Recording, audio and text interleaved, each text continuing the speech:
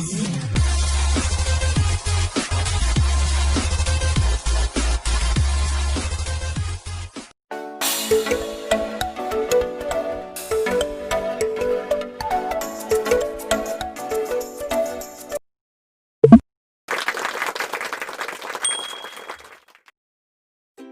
mga boss, magandang araw. Welcome sa aking YouTube channel, Boss LA Tutorial.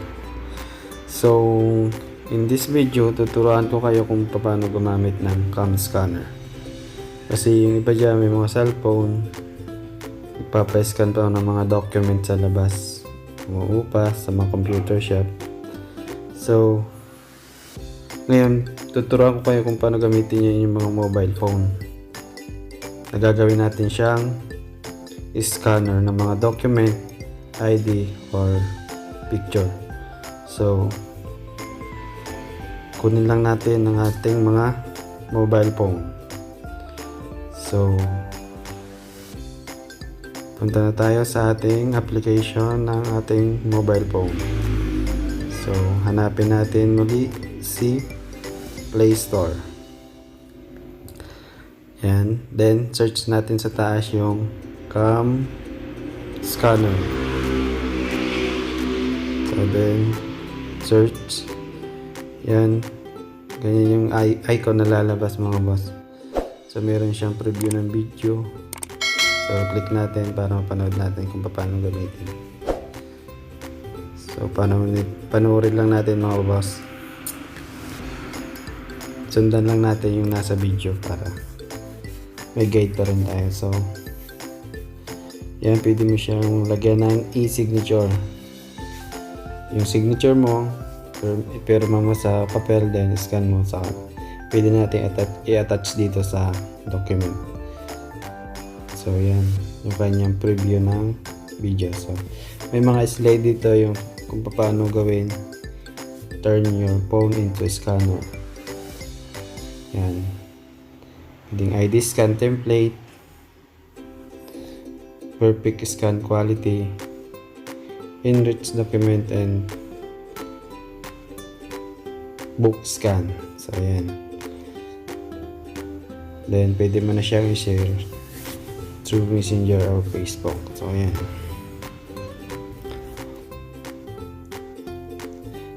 Lahat ng na-scan mo, dun mapupunta sa may file niya document. So, install natin na ang ating CamScanner.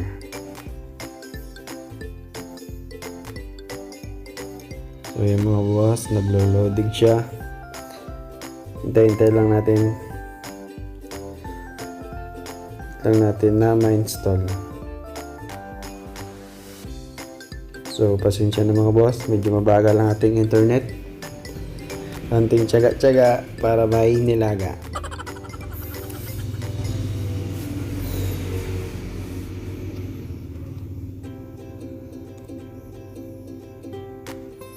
So, ayan mga boss, medyo mabagal siya. Hintay lang, then yun, installing na siya mga boss. So, madali lang naman itong CamScanner mga boss. Makakatipid ka less pa sa oras mo kaysa pumunta ka pa ng labas para magpa-scan ng document. So, pag ginamit mo itong application na to, i-scan mo lang yung doc, send mo sa email mo, then open mo sa computer, then pwede mo na siyang i-print. Napakadali mga boss. Katulad dati na talagang bibili ka pa ng scanner talaga. Doon mo pa siya i-scan yung document. Ngayon, high-tech na tayo mga boss. Kaya yung mga ang gandang cellphone dyan, pwede to. Saka, applicable naman to sa Android phone. Ayun mga boss, okay na siya. Then, saan natin gagawin, i-open natin yung application niya. So, hanapin natin yung kanyang, so yan siya mga boss, yung CS ang logo niya, CamScanner. So, yan. Click natin siya kung yan, organize, practical, sharp. So continue tayo mga boss para i-create tayo ng account. So yan, skip natin yan, sign up, then continue.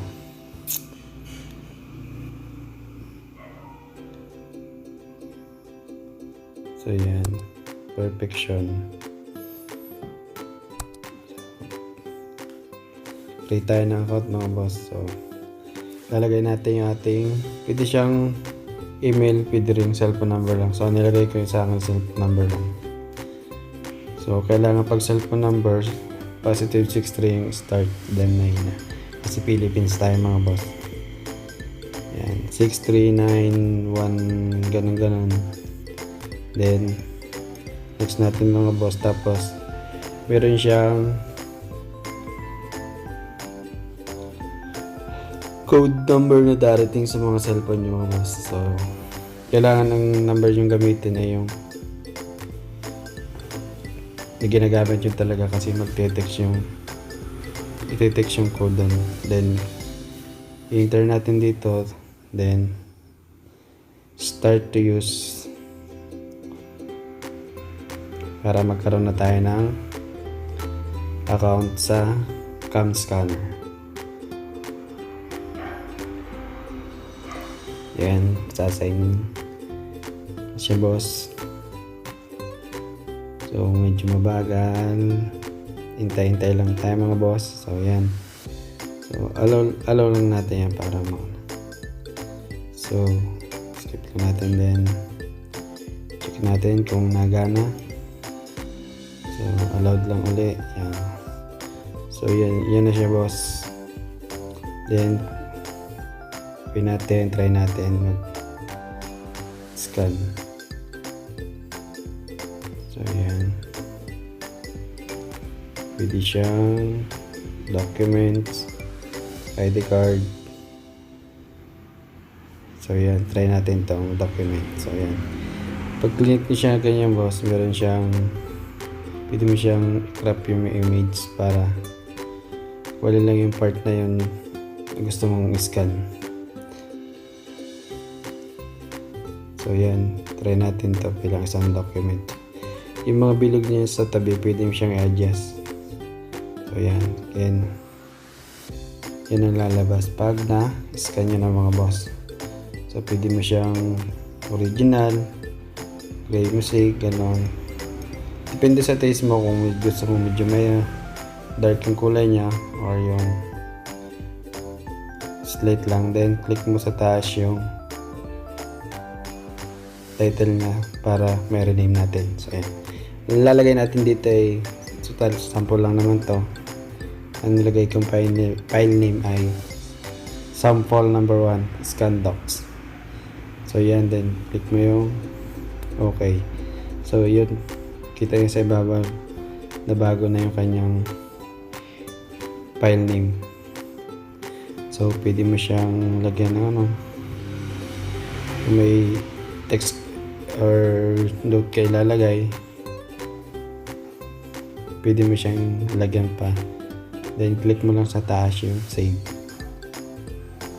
May lalagay kang note, pwede mo siyang, tapos pwede mo din siyang i-attach yung e-signature mo na sabi ko kanina na na-scan na, para i-attach na natin dito. So yan, pwede mo siyang scan. Then after nung ma-check mo kung okay na siya, then click mo yung check sa tabi, tapos ganyan ang lalabas na icon. So nakasave na siya sa may documents niya o sa file nung pinakang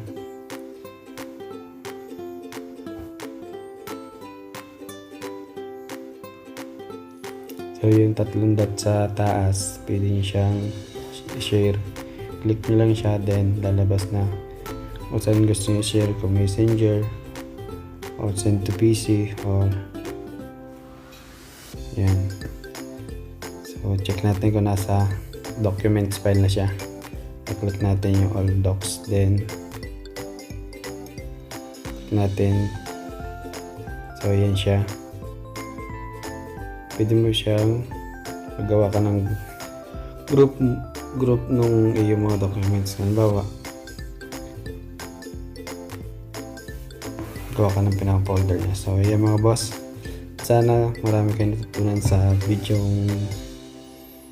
tinuro ko ngayon. So sa mga bago pa dyan sa channel ko, please like and subscribe para sa mga next video pa. So thank you mga boss, and good day everyone. Bye bye.